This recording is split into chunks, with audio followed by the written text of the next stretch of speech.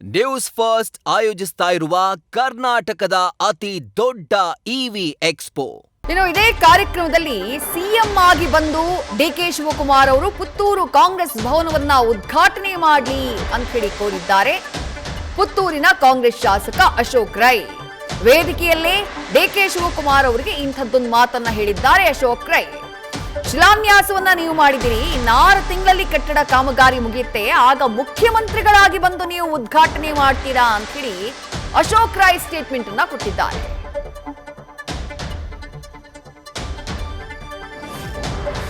ಅನುಮತಿ ಕೊಡಬೇಕು. ನಾವು ಇನ್ನು 6 ತಿಂಗಳಲ್ಲಿ ಈ ಕಟ್ಟಡವನ್ನು ಕಟ್ಟಿ ನಿಮ್ಮ ಕೈಯಿಂದ ಮುಖ್ಯಮಂತ್ರಿಯಾಗಿ ನೀವು ಬಂದಾಗ ನಿಮ್ಮ ಕೈಯಿಂದ ಅದನ್ನು ಶಿಲಾನ್ಯಾಸ ಮಾಡ್ತೇವೆ ಅನ್ನೋ ಒಂದು ವಿಚಾರವನ್ನು ಹೇಳಿದ್ದಾರೆ. ನಮಗೆ ಅನುಮತಿ ಕೊಡಬೇಕು. ನಾವು ಇನ್ನು 6 ತಿಂಗಳಲ್ಲಿ ಈ ಕಟ್ಟಡವನ್ನು ಕಟ್ಟಿ ನಿಮ್ಮ ಕೈಯಿಂದ ಮುಖ್ಯಮಂತ್ರಿಯಾಗಿ ನೀವು ಬಂದಾಗ ನಿಮ್ಮ ಕೈಯಿಂದ ಅದನ್ನು ಶಿಲಾನ್ಯಾಸ ಮಾಡ್ತೇವೆ ಅನ್ನೋ ಒಂದು ವಿಚಾರವನ್ನು ಹೇಳಿದ್ದಾರೆ. ನಮಗೆ ಅನುಮತಿ ಕೊಡಬೇಕು. ನಿನ್ನೆ ಡಿಕೆ ಶಿವಕುಮಾರ್ ಬಣದ ಶಿವಗಂಗಾ ಬಸವರಾಜ್ ಅವರು ಕೊಟ್ಟಂತ ಹೇಳಿಕೆಯಿಂದ ನಾಯಕತ್ವ ಬದಲಾವಣೆಯ ಚರ್ಚೆ ಮತ್ತೊಮ್ಮೆ ಬಹಳ ದೊಡ್ಡ ಮಟ್ಟದಲ್ಲಿ ಆಗ್ತಾ ಇದೆ.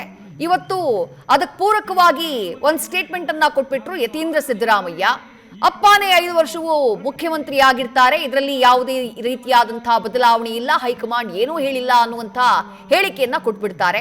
ಆ ಹೇಳಿಕೆ ಡಿಕೆ ಬಣದ ಆಕ್ರೋಶಕ್ಕೆ ಕಾರಣ ಆಗಿತ್ತು. ಖುದ್ದು ಡಿಸಿಎಂ ಡಿಕೆ ಶಿವಕುಮಾರ್ ಅವರು ಅವರೇನು ಹೈಕಮಾಂಡ, ಅವರೇ ನಮ್ಮ ಹೈಕಮಾಂಡ್ ಅಂತ ಹೇಳಿ ಟಾಂಗ್ ಕೊಡುವಂತಹ ರೀತಿಯಲ್ಲಿ ಮಾತನಾಡಿದ್ರು.